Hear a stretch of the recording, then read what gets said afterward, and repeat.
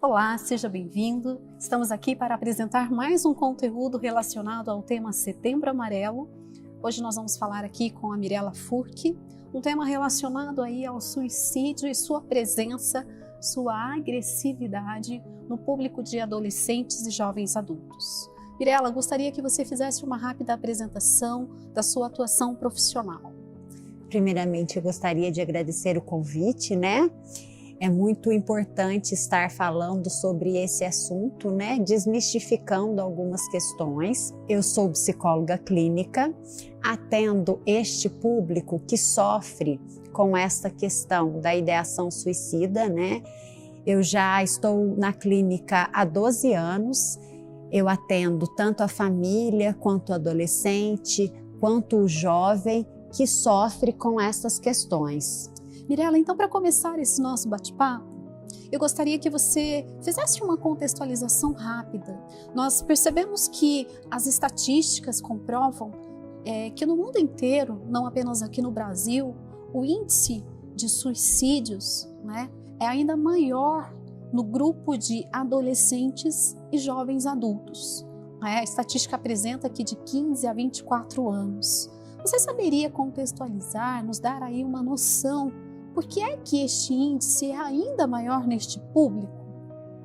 Márcia, o que eu percebo, principalmente na minha experiência clínica, é que este tipo de público, as pessoas desta idade, na verdade, dessa geração que nós estamos dizendo, são pessoas que têm baixa capacidade a lidar com frustração. O que nós estamos dizendo que é essa baixa capacidade de lidar com frustração? Hoje é tudo muito imediatista. Então, se eu quero assistir um filme que acabou de ser lançado, facilmente eu consigo acessar esse filme na TV da minha casa. E aí, nossa, esse filme tá chato. Não gostei disso, o que eu faço? Simplesmente passo para o próximo. Eu descarto e passo para o próximo. E aí, quando eu me deparo com um problema que eu não consigo resolver, o que acontece? Eu me sinto incapaz. E aí, como eu me sinto incapaz, como eu não consigo lidar com a minha frustração, eu falo, opa, eu não tenho condições de resolver esse problema.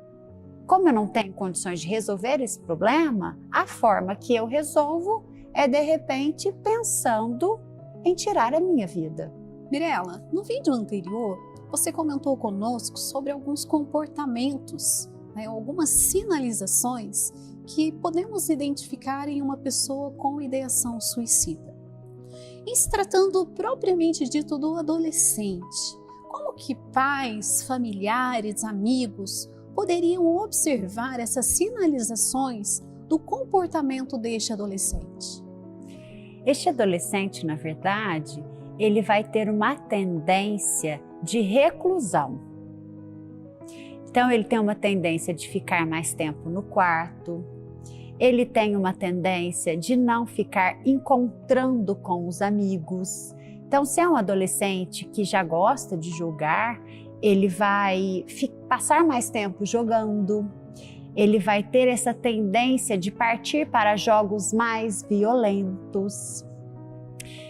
Às vezes, se ele era um adolescente que se alimentava com a família, se no momento do almoço tinha o costume de comer com todo mundo, ele já não vai querer comer com essas pessoas. Ele vai, de repente, comer um outro horário ou pegar o prato e comer no quarto. A questão escolar é uma questão que é um indício que é muito forte, porque o desempenho escolar cai, a interação com os amigos cai, a interação social. Então, esse adolescente, ele já não quer mais sair de casa, ele para de se arrumar, para de ter algumas preocupações com a sua aparência,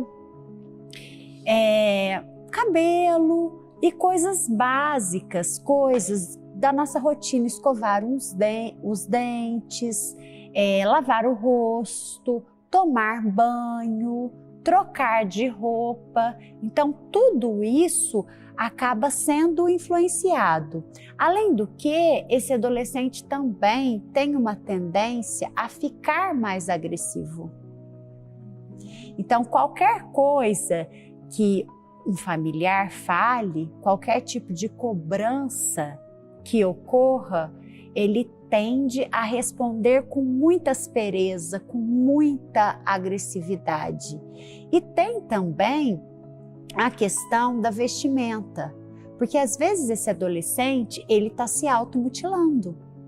Então, às vezes ele está cortando os pulsos, e aí ele vai ter uma tendência do que? Utilizar uma roupa de manga longa, que cubra essas partes do corpo que ele está mutilando, né? Você acredita que a cobrança hoje é cada vez maior dos pais, da sociedade, de uma economia capitalista, sobre esse jovem, sobre esse adolescente, dele ser extremamente bem-sucedido, dele ter excelentes notas, seja na escola, seja na faculdade? Isso também vem a agravar ou esse tipo de cobrança, na verdade, é natural, deveria ser natural dos pais? O que você acha? Enquanto mãe, eu me vejo como uma figura que se preocupa com o filho. Eu queria que meu filho fosse bem-sucedido, queria que meu filho fizesse uma boa faculdade, tivesse boas notas. Mas qual é o limite dessa cobrança? Como que nós podemos identificar se isso chega a ser prejudicial ao comportamento, à autoestima desse adolescente, ou se isso pode ser motivação, pode se tornar em um fator para levá-lo a cada vez mais buscar melhorias em sua vida? Como que eu vou diferenciar esses dois limites? Isso é muito interessante, né, Márcia? Porque quando você coloca esta questão, nós temos que reconhecer que seres humanos não é como receita de bolo. Então, de repente, eu tenho 2 filhos e com cada um desses filhos eu tenho que ter uma abordagem diferente. De repente, um filho necessita que eu seja muito diretiva, que eu cobre, que eu oriente, e o outro filho, na verdade, não consegue lidar com este tipo de questão. Esse outro filho, ele se sente pressionado, ele se sente incapaz, ele sente que, na verdade, tudo que ele tem para oferecer, nada disso supre a necessidade dos pais. Porque os pais, na verdade, quando eles pensam na felicidade dos filhos, pensam nessa questão de ser bem-sucedidos, os pais estão pensando neles, né? Porque assim, o que de repente é ser bem-sucedido para mim é pegar uma mochila, sair pelo mundo afora e viajar e conhecer pessoas novas e conhecer cultura nova. E de repente, para o meu pai, ser bem-sucedido é se eu for aprovado numa faculdade federal, se eu estiver ali no outdoor de uma avenida principal da minha cidade, estiver como o primeiro. E a escola, a instituição de ensino, ela também acaba agravando essas questões, né? Porque ela precisa desse respaldo que o ensino que ela está oferecendo está dando condições para que esse jovem seja um destaque. Ingresse em uma boa faculdade, em uma federal, não é? E isso não é sucesso, né? Quantas questões voltadas a este quesito que nem sempre o bom aluno será o profissional de sucesso. Agora, me fala uma coisa. O pai já percebeu, né, essa ideação suicida do filho? Como que ele pode convencer o filho a procurar um tratamento? Na adolescência, isto costuma ser algo mais complexo. Porque nem sempre os adolescentes são expansivos. Nem sempre os adolescentes querem falar sobre os problemas. Porque ele às vezes já vem com uma carga, ele já vem com aquela questão do julgamento. E quando o pai propõe uma ajuda profissional, o que esse adolescente acredita? Que esse profissional vai ser a ponte entre ele e o pai. Então ele acredita muitas vezes que ele de repente vá num psicólogo e que esse psicólogo vai contar para o pai dele tudo o que ele disse para esse pai. E isso não ocorre, né? Nós estamos tratando de algo sério, algo baseado num sigilo, né? Claro que a única coisa que quebra sigilo terapêutico é a ideação suicida, mas se este pai está buscando ajuda para este filho, já relatando desta questão da ideação suicida, cabe somente ao profissional alimentar uma relação, resgatar uma relação ou construir, porque muitas vezes essa relação nunca existiu. Né? Então, cabe a esse profissional, de uma forma assertiva, de uma forma sem expor o seu paciente, sem expor aquele sujeito, porque quem é o importante daquela situação é o sujeito que está com a ideação suicida. Então, esse profissional vai ter todo o cuidado de manter o sigilo no que deve se manter o sigilo e trabalhar com toda essa família, com toda essa rede de apoio, para que crie um ambiente favorável, para que esse adolescente consiga, na verdade, criar relações de valores com essas pessoas. Relações, na verdade, que esse adolescente possa confiar, que esse adolescente possa estar livre de julgamentos. Mirela, e em relação à sexualidade e à ideação suicida, o que a gente pode entender? Quais seriam suas orientações nesse sentido? A bebida e o álcool, na verdade, já faz com que a pessoa perca a sua censura. Ela perde um pouco do seu, como que a gente pode dizer, do seu nível de crítica perante a realidade.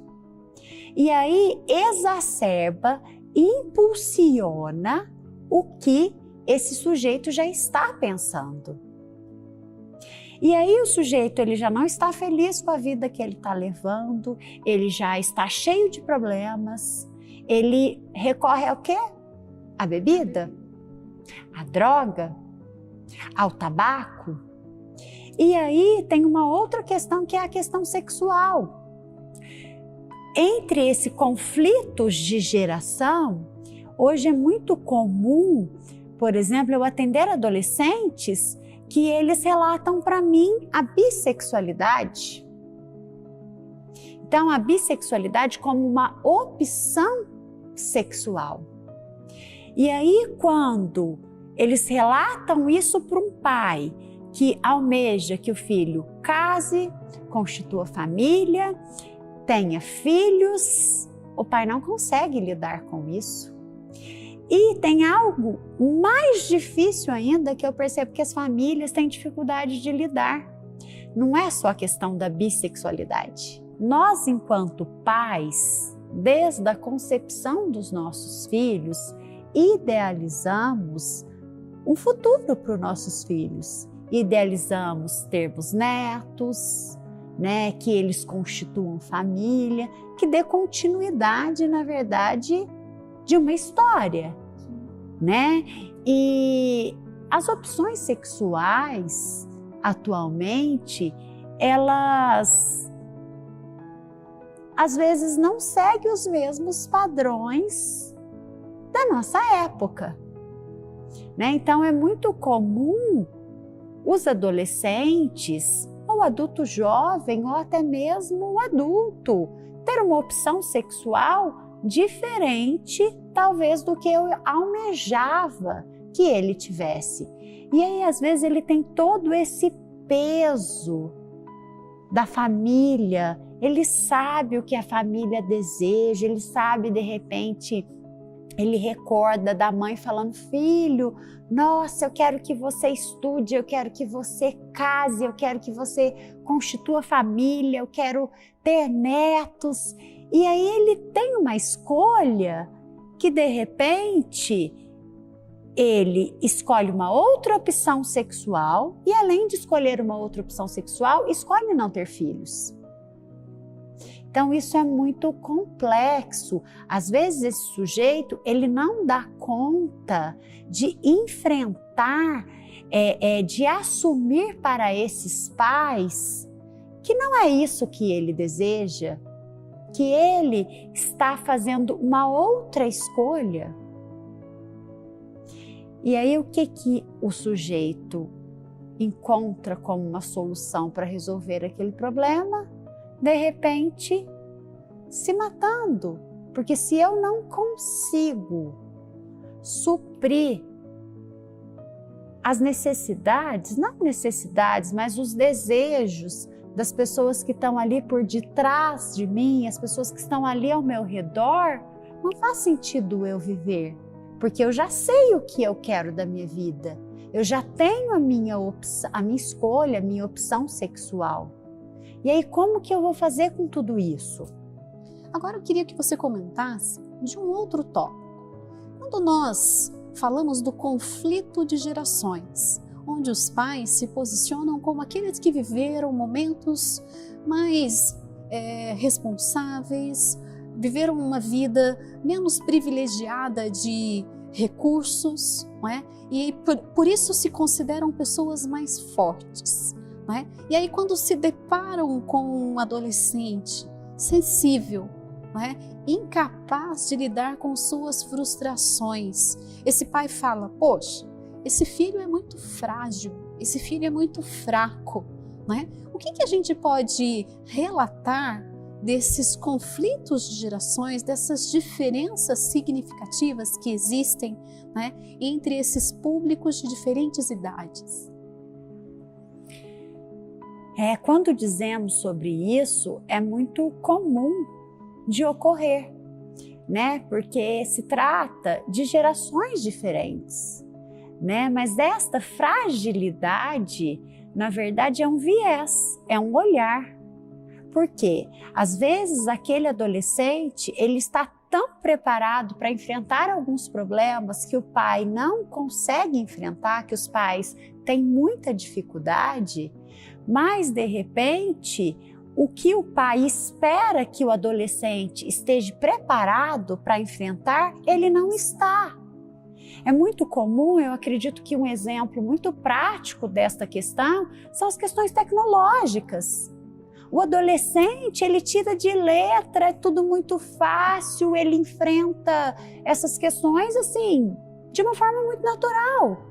E às vezes o pai tem maior dificuldade do mundo, né? E aí a gente muda o viés. Então, quem é frágil, quem precisa de auxílio, Então, essa visão, ela é muito complexa. E assim, a escuta, ela é determinante. Né?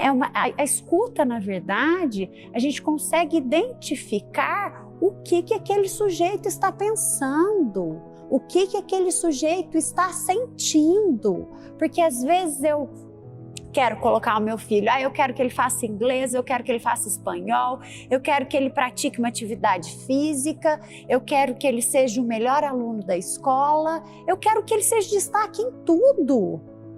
Mas espera aí, será que eu consigo ser destaque em tudo? E será que eu estou escutando este sujeito?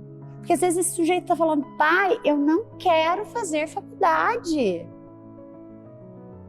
Eu quero trabalhar com outras coisas. Eu quero levar a vida com outro formato.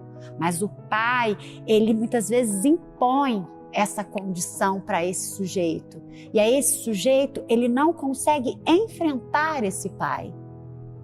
E aí o que ocorre? O pai Nossa, eu faço o melhor para o meu filho. Você faz o melhor sem sombra de dúvida. O melhor para você. O melhor que você acredita que vai ser para o seu filho. Mas será que o seu filho, na verdade, está recebendo o melhor? É isso que ele deseja? Porque é um resultado fracassado. Se você investe naquele sujeito que não quer ser investido, é de fato um fracasso. Tanto um fracasso para esse pai, quanto um fracasso para esse sujeito. Isso gera muito sofrimento psíquico. E quando você fala aí, né, dessa diferença ou dessa incapacidade de compreender o que de fato tem valor para o meu filho, porque eu posso fazer uso da minha ótica e não da ótica dele. Como que eu posso avaliar, diferenciar o que é mimimi, o que é frescura desse adolescente?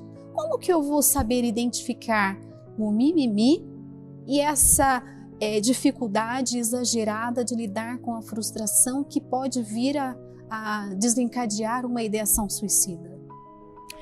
Quando se trata de ideação suicida, não existe mimimi. Fragilidade é uma coisa, dificuldade de lidar com frustração é uma outra coisa. Ideação suicida é algo muito mais grave. Né? Então, assim, quando eu escuto alguma fala do tipo: se eu não estiver vivo, eu não vou fazer falta, ninguém me percebe, eu não faço a diferença para ninguém, eu sou um peso nessa casa, eu sou um problema para vocês, se eu não existisse, não haveria tantas discussões. Então, a pessoa não está com mimimi. Esse adolescente, esse adulto jovem, ele não está com mimimi. Na verdade, ele está com um sofrimento emocional muito grande e ele está pedindo ajuda. Então, assim, é muito complicado avaliarmos estas questões, porque assim, nós estamos dizendo de sujeitos que cada um possui a sua subjetividade. Partindo do pressuposto da subjetividade humana, eu sou uma pessoa e você é uma outra pessoa. Ah, mas é o meu filho. Eu criei ele, ok. Mas não é porque é o meu filho que ele sente da mesma forma que eu sinto, que ele sofre da mesma forma que eu sofro. Porque às vezes eu converso com ele, eu pergunto para ele, mas como são as minhas perguntas? Eu pergunto para o meu filho: filho, como você foi na prova? Ou eu pergunto para o meu filho: você foi bem na prova? Então, na verdade, muitas vezes eu acredito que eu estou perguntando, mas eu já estou induzindo uma resposta positiva. Então, eu não estou dando abertura para que aquele sujeito diga o que ocorreu. A minha própria pergunta induz a ele o que eu desejo. E me fala como um último ponto desse vídeo. Como que os pais podem ajudar seus filhos, né, a partir do momento em que ele identificou esse pensamento suicida? Como que ele pode contribuir? Nós já falamos aqui dessa abertura, do diálogo, mas você daria alguma dica para que os pais possam ajudar seus filhos dentro de um ambiente familiar? Sim, sem sombra de dúvida. Eu vejo que quando esses pais conseguem trazer as pessoas que convivem com esses filhos para dentro da sua casa, ele consegue quebrar uma barreira. Porque muitas vezes este adolescente, ele se comporta de uma forma com os pais e de outra com os amigos. E aí o que acontece? Nós nos relacionamos com o grupo que a gente se identifica. Então, se eu faço parte de um grupo muito negativo, se eu faço parte de um grupo muito melancólico, de um grupo que acredita que não faz sentido viver, provavelmente eu também me sinto desta forma. Então, às vezes, a forma de se aproximar desse filho é utilizando outras maneiras. Então, vai ter uma pizza. Vamos fazer a pizza na minha casa? Eu faço questão de receber os seus amigos. Eu preciso estar o tempo todo ali com os amigos? Não, nem posso. Porque se eu estiver, eu vou inibir um comportamento real, um comportamento natural. Mas, eu vou montar as pizzas aqui, vocês vão se servindo, e de repente eu vou lá, escuto, converso com um. E aí eu vou aproximando deste adolescente. E aí, o que acontece? Depois, o que eu levantei, o que eu identifiquei, se eu pegar tudo isso e levar para o meu filho, nossa, filho, como que você tem amizade com aquele sujeito? Você viu o que ele fala sobre a vida? Você viu que ele diz que não faz sentido viver? O que eu vou fazer?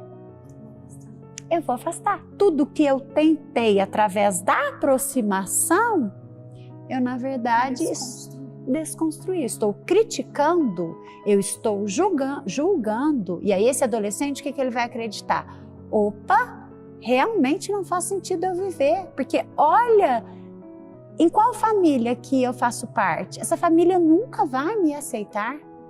Mirela, que pena. Estamos encerrando mais este vídeo e eu gostaria de agradecer a sua contribuição na construção deste curso.